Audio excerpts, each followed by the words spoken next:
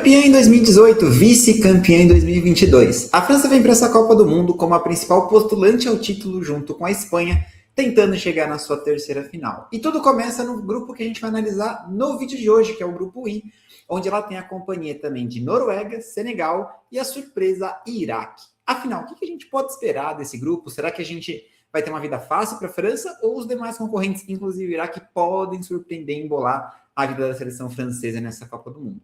É o que a gente vai falar a partir de agora. Lembrando que esse já é o 9º vídeo da nossa série de análise. Eu estou analisando todos os grupos com análises, expectativas, pontos fortes e pontos fracos, e também com dicas de aposta. Se você caiu aqui primeiro ou ainda não viu os outros vídeos da série, eu vou deixar aqui uma playlist onde você pode ver todos os vídeos bem analisados com calma, tá?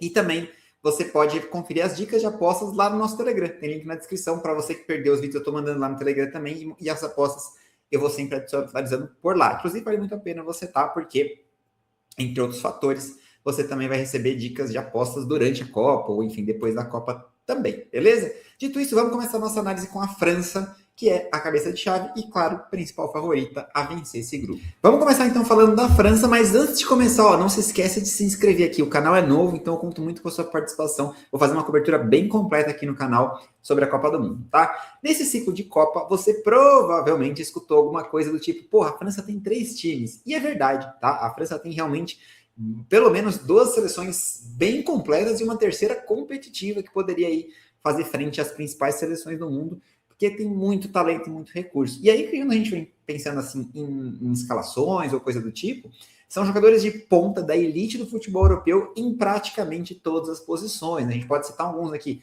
o Griezmann, o Mbappé, o Saliba, o Olise, enfim, tem uma porrada de jogador bom, Tchouaméni, Dembélé que pode ser inclusive bola de ouro.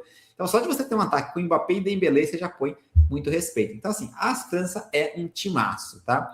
Agora, a questão é, como que joga a França? Né? Como que a França vai vir para enfrentar esse grupo? E a França, ao contrário de outras seleções desse nível de dominância, não é uma equipe que se incomoda em, por exemplo, ser atacada ou de não ter a bola. Pelo contrário, a França vai muito bem quando tem espaço. Né? Imagina você dar espaço para jogadores como Mbappé e Dembélé, né? Eles são muito rápidos e vão adorar ter esses espaços. Então, por conta disso, a França não é aquela equipe, como a gente falou no grupo da Espanha, por exemplo, que foi o grupo H, onde a Espanha vai ter a bola o tempo todo e vai dominar o seu adversário com posse e vai fazer o adversário ficar se defendendo e em compensação vai dar campo para eles. Não, a França é muito comum você ter jogos que parecem até de trocação, parecem de domínio alternado, mas no final das contas é sim um domínio francês, tá? Então, assim, não se surpreenda, isso não significa, para você, por exemplo, vai fazer um trading, não significa de forma alguma que a França tá mal no jogo, né? A França gosta também de deixar o adversário jogar um pouquinho, justamente para que ele saia, se ele se sinta confiante, e aí ela consiga explorar os contra-ataques, que é um recurso muito interessante. Né? Então, a gente pode classificar a França como assim, aquele time que joga e deixa jogar, mas de forma planejada, de forma estruturada. Agora aqui não tem segredo, né? A França, obviamente, é uma das favoritas ao título, vai brigar pela taça até o final, e pelo menos a princípio, entra junto com a Espanha como as 2 grandes forças dessa Copa do Mundo. Se vai confirmar, a gente vai precisar ver em campo. A seleção tem sim alguns questionamentos, mas é uma seleção muito forte que a gente não tem como descartar aqui como a grande favorita do grupo I, e, como eu falei, até para vencer a Copa do Mundo junto com a Espanha. Guardadas as devidas proporções, a gente pode dizer que Senegal, na África, é uma seleção nesse nível, pelo menos no time titular, da França, com vários jogadores de ponta, de primeiro nível de futebol europeu, mas distribuídos aí em formas diferentes. Então, por exemplo, no gol você tem o Mendy, você tem Nazário Coulibaly, que já não está mais no seu auge, mas trabalhou muito bem no Napoli, né, foi um jogador muito importante. Você tem o Gueye, o Ndiaye, obviamente o Sadio Mané, que é o grande nome dessa seleção, não o grande nome dessa equipe. E tem na frente também o Nicolas Jackson, que perde seus golzinhos, mas é também um atacante bem interessante aí para o nível, principalmente do futebol africano, né, que não, muitas vezes não chega tão longe nas Copas, justamente por uma certa inocência defensiva, vamos chamar assim, né? Hoje isso melhorou bastante, principalmente com a introdução de técnicos de outras culturas ali no seu futebol. Mas Senegal é, sem dúvidas, a seleção que chega mais pronta das africanas, tá? E é, inclusive, para mim, a melhor seleção africana. Mas e Marrocos, que foi super bem na Copa? A gente já falou bastante do Marrocos no grupo C. O único ponto que Marrocos tem como incógnita é que ele vem com uma transição de estilo de jogo, né? De um estilo mais reativo para um estilo mais propositivo. E no caso de Senegal, não há uma mudança tão clara entre as outras edições de Copa. Então, assim, ainda é uma equipe muito física, de muita imposição, muita força, mas também de muita velocidade. É um time que gosta de jogar em transição, gosta de jogar em contra-ataque, é atual campeã da Copa Africana de Nações, tem sim aquela questão do tribunal, né, de Senegal ter saído de campo, voltar, e o tribunal deu o título para Marrocos, mas enfim, no campo, a história foi muito legal, o pênalti foi defendido e Senegal depois venceu aquela competição, tá? Então, é a equipe mais forte, não por isso, né, mas pela estrutura. Então, eu vejo como uma seleção muito equilibrada em todos os setores, uma seleção muito forte e que vai dar trabalho nessa chave, né? Obviamente, não deu muita sorte no sorteio, já caiu com a França, que é um jogo dificílimo, tem a Noruega também, que não é mole, a Noruega atropelou, por exemplo, a Itália e jogou justamente a Itália para uma repescagem que novamente não deu para avançar até a Copa do Mundo, mas é uma seleção também que, do ponto de vista das europeias, vai ter que tomar cuidado. É uma seleção com qualidade, com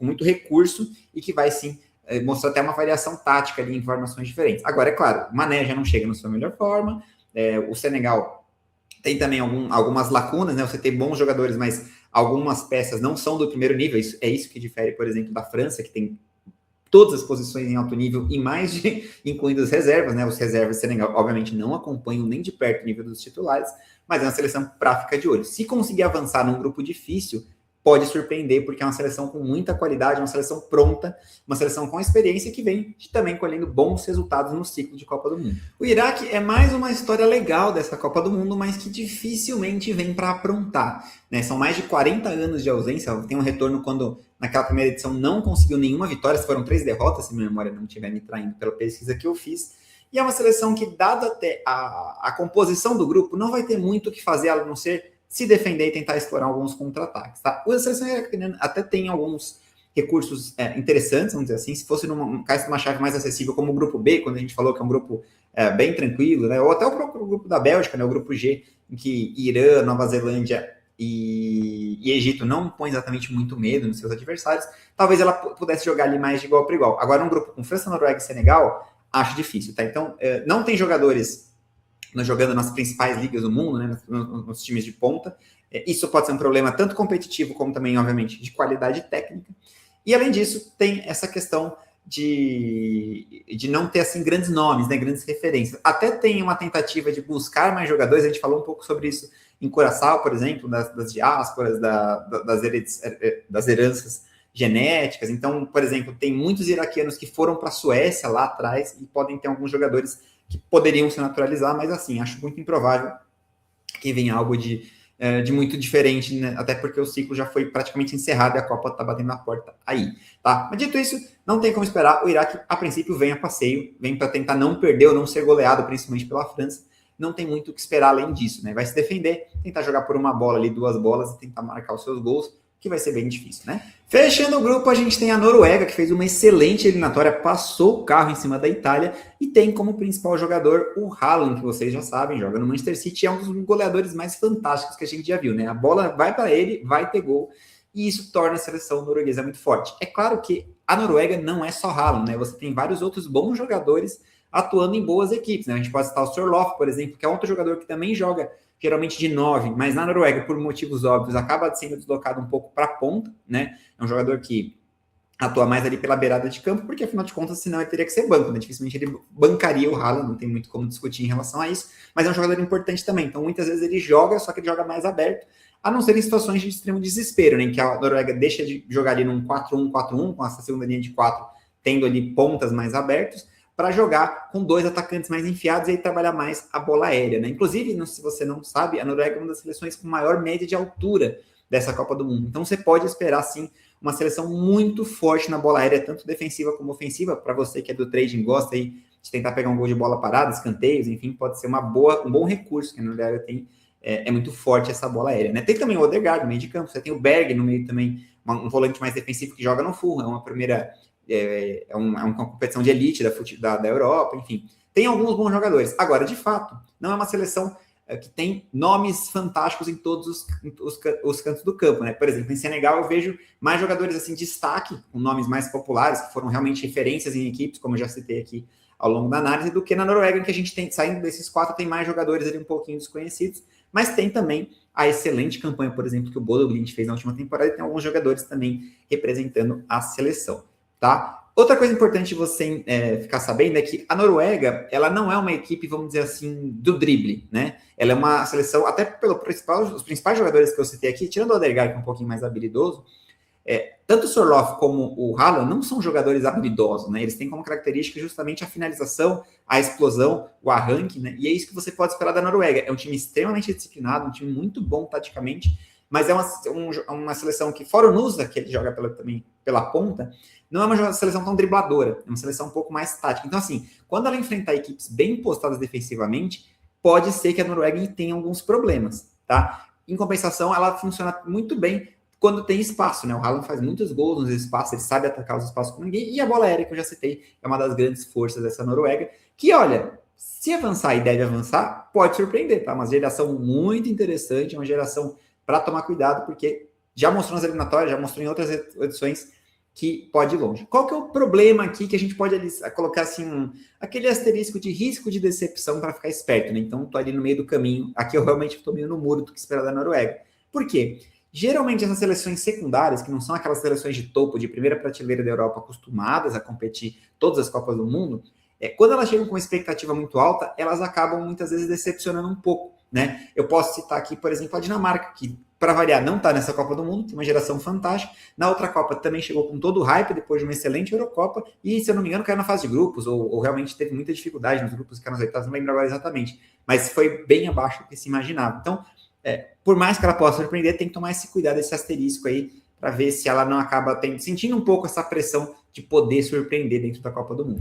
Dada a composição, esse é mais um grupo que tem primeiro e quarto lugares muito claros, né? A França deve ser a primeira colocada, seria uma tremenda zebra, por mais que tanto Senegal quanto a Noruega tenham qualidade técnica e tenham possibilidades de surpreender a favorita, é muito improvável você imaginar que a França, por exemplo, empatando um jogo, perdendo outro, enfim, se enrolando. Pode até empatar, eu não acho que seria nenhum absurdo, mas deve ficar ali entre 7 e 9 pontos e ficar com a primeira posição. Assim como da outra ponta a gente tem o Iraque, mais enfraquecido ali na última posição praticamente certa, né? Certa não, né? Porque vocês sabem que futebol é futebol, mas vai ser extremamente incrível ver o Iraque pontuando nessa chave, né? Então, é uma coisa para ficar de olho. Embora, como eu falei, o Iraque não é uma seleção tão ruim, tá? Não é aquela seleção, como a gente falou, de Curaçao ou de Haiti, por exemplo. É uma seleção que tem lá a sua qualidade, mas caiu numa chave realmente ingrata. E aí, no meio do caminho, fica essa briga entre Senegal e Noruega. Eu acho a seleção senegalesa um pouco mais equilibrada, né? Uma seleção um pouco mais, vamos dizer assim, com nomes individuais que me chamam a atenção, apesar da gente ter o Haaland, o Sorloth e o Odegaard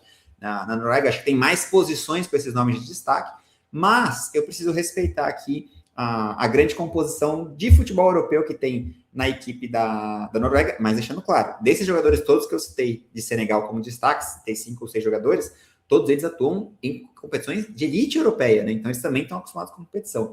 Eu vejo essa disputa bastante parelha, tá? Apenas como um palpite, eu vou colocar a Noruega em segundo, Senegal em terceiro, mas assim, para mim não seria nada surpreendente se o Senegal ficasse na segunda posição, até porque vem conseguindo participar bem em Copas, né? E avançando com frequência na sua chave. Então, a seleção, para tomar cuidado e para ficar de olho, tá? Dito isso, vamos lá na Superbet fazer aquela nossa análise rápida, né? Ver se tem alguma aposta de valor para esse grupo, o que a gente poderia fazer.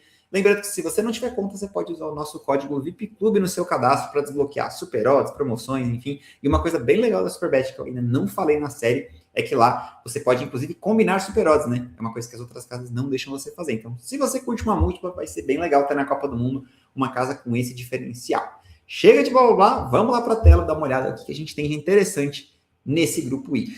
Agora você já está acostumado com o nosso formato, né? Então a gente começa dando aquela olhada nas odds do vencedor do grupo de classificação para ficar em último, para ver se faz sentido com o que a gente conversou ou se tem alguma coisa errada aqui, né? Como vocês podem ver, França favoritaça para vencer o grupo, dentro do que a gente conversou, e o Iraque, mais uma vez, também bem favorito para ficar em último lugar, né? Como vocês podem ver, as casas aqui não estão deixando o Iraque com uma odd muito alta, porque sabem que a chance de não terminar aqui em último é muito pequena, então tá conversando, tá? E a Noruega também tá, como eu falei na análise ali, um pouco à frente de Senegal para ficar com a segunda posição. Se a gente vai aqui no mercado de classificação, a gente está falando de 1,55 para 2,37. Cara, eu vou ser sincero com vocês, eu acho que essa diferença está um pouco exagerada, tá? Eu gosto bastante da seleção senegalesa, eu acho que ela está um pouco subestimada aqui, mas o que eu faria? Eu faria algo entre 1,80 para a Noruega, 2,20 para Senegal, alguma coisa ali meio que no meio do caminho, sabe? 1,75 Noruega, 2,25 Senegal, mas assim, dá para dizer que está muito errado? essa odd? Também não acho que tenha valor para a gente fazer uma aposta, tá? Então, nesse caso, eu não recomendo nada. Vamos então falar de apostas, né? Primeira aposta que eu gosto, ela não vai ficar nem aqui. A gente tem que ir lá para a parte de todos os grupos, todas as apostas, e eu quero achar esse mercado aqui, né? Alcançar a fase X da competição. E a gente tem aqui a França. Inclusive, eu acabei de olhar na Superbet, na Betano, deixa eu pôr a tela rapidinho aqui para vocês, ó.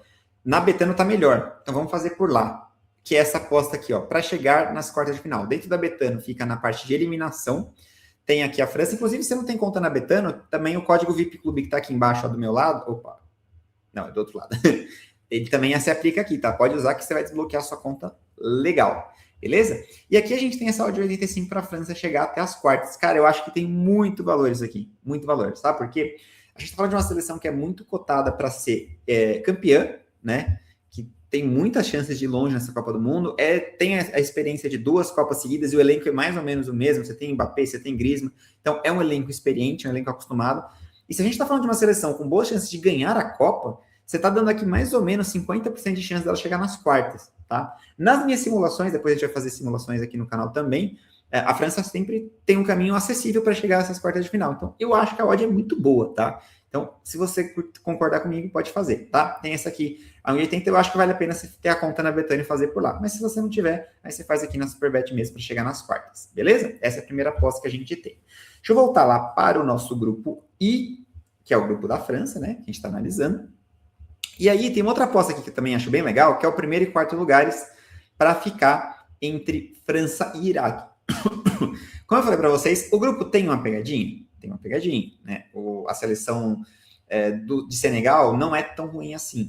E a própria Noruega enfrentou muito bem a Itália. Então a gente pode, sim, ter uma certa preocupação de que talvez não seja assim tão barbada para a França. Mas me parece que a chance disso acontecer, e a gente está falando aqui de probabilidade, a gente está falando de certeza, de palpite, de adivinhação. A gente está falando que o mais provável é a França ficar em primeiro e o Iraque ficar em quarto. E essa probabilidade está pagando em 80. Eu acho alto, tá? Eu acho alto. Então, na minha opinião, tem valor fazer essa aposta também para a França ficar em primeiro do grupo.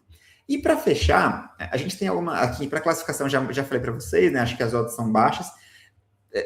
Eu acho, inclusive, deixando uma dica aqui para vocês do que não fazer, essa odd de Senegal pode parecer tentadora, né? Concordo com vocês.